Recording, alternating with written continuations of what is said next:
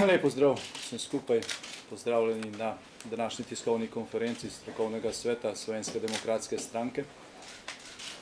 Kot smo vam obljubili prejšnji teden, danes predstavljamo nekatere predloge z področja trajnostnega razvoja, javnih financ in gospodarstva v smislu ustavnih sprememb, sistemskih ukrepov, pa tudi kratkoročnih protikriznih ukrepov, kar Slovenska demokratska stranka ponuja v javno razpravo še prej, preden bo oblikovala dokončni predvolilni program za naslednje državnozborske volitve.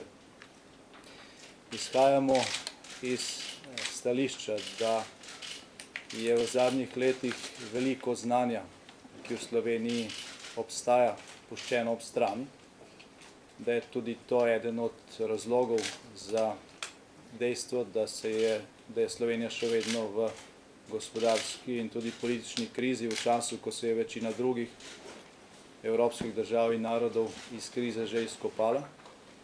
Izhajamo tudi iz stališča, da je možno pri pripravi naših programov zajeti bistveno več znanja in predlogov ljudi, ki imajo to znanje, ljudi, ki imajo ideje, pa doslej niso bili upoštevani.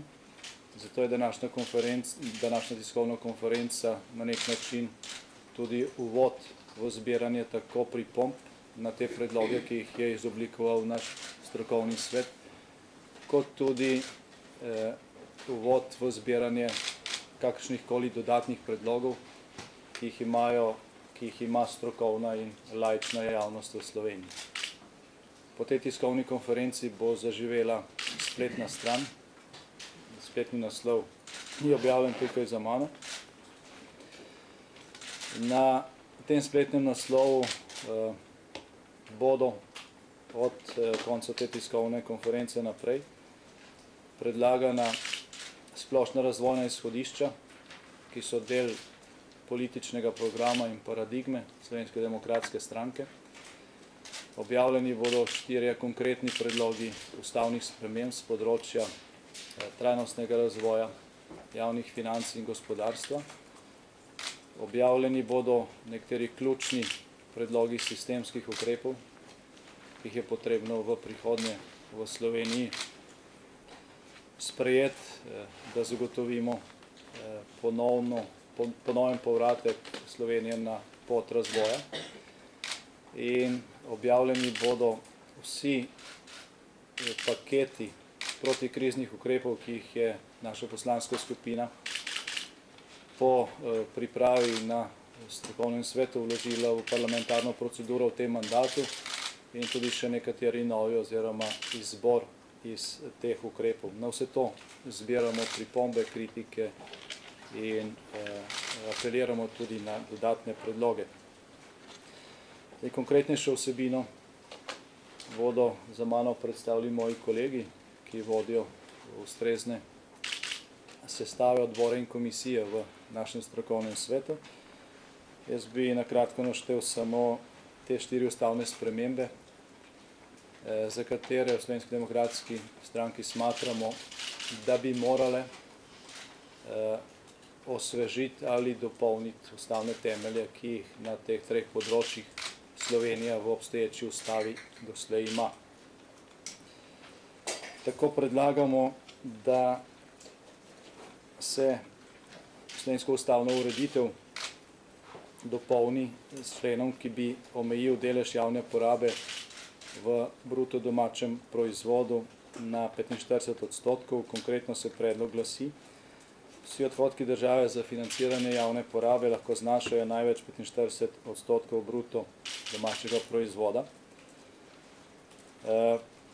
Smatramo namreč, da je ta varovalka na tem deležu potrebna zaradi tega, da Slovenija nikoli več ne bi prišla v položaj, v kakršnem je trenutno, in da bi vsaka vlada, katerakoli, pač bila preprečena v svoji skušnjavi, da jemlje denar prihodnjim generacijam in ga zapravlja zgolj za dnevno porabo.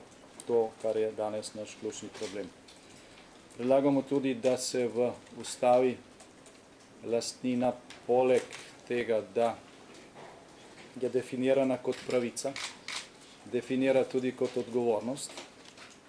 Tekst, ki je predlagan, se glasi takole: vsak lastnik in vsak gospodarski subjekt je v skladu s svojimi možnostmi pod enakimi pogoji dolžan prispevati za skupne potrebe. Te opredelitve v naši ustavi zaenkrat ni. Nadalje predlagamo, da trajnostni razvoj in podjetništvo postaneta pomemben del vzgoje v šolah. Tudi tega ni. Konkreten predlog teksta se glasi: izobraževanje financirano iz javnih sredstev zagotavlja osnovna znanja za trajnostni razvoj države in podjetništvo.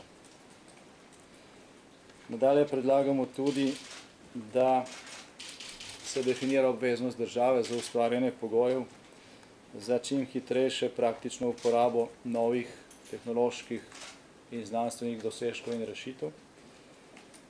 Tako da bi se ta člen ustave glasil: država ustvarja pogoje za učinkovito uporabo najnovejših tehnoloških rešitev in znanstvenih dosežkov, za hitrejši trajnostni razvoj, za boljše in bolj pregledno delovanje javnih služb ter za zagotavljanje enakih možnosti.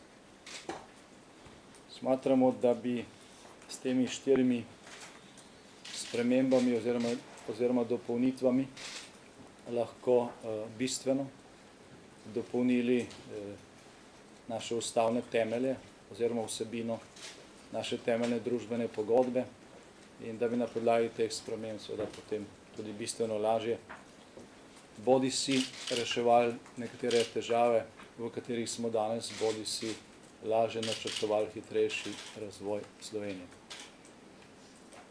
O sistemskih in protikriznih ukrepih ter o merljivih razvojnih ciljih, kot že rečeno, moji kolegi v nadaljevanju.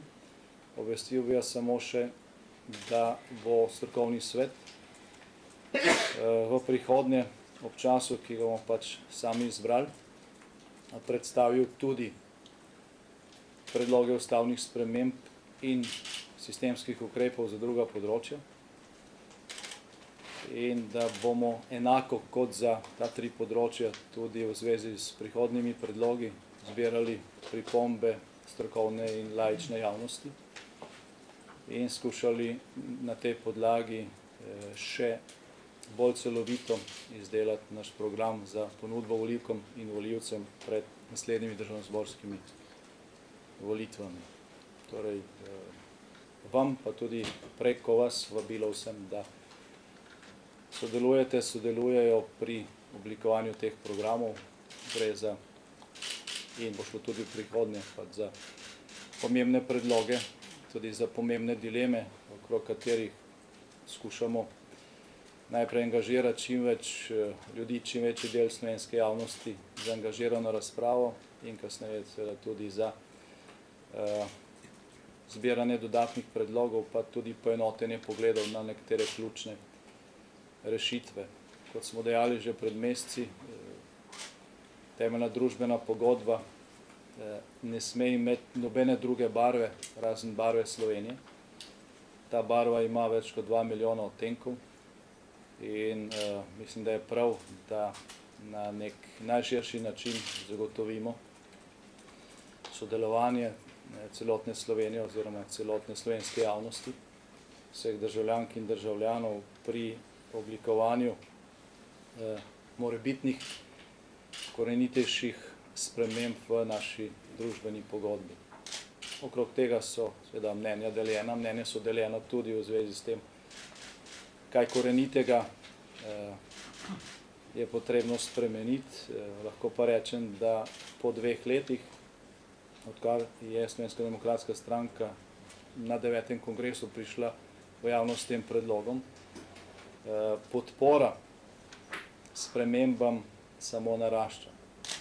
Aktualna situacija zadnjih 2 let je dala tistim predlogom, ki smo jih takrat prvič lansirali v javnost, dodatno argumentacijo in mislimo, da je čas, da to razpravo resno odpremo.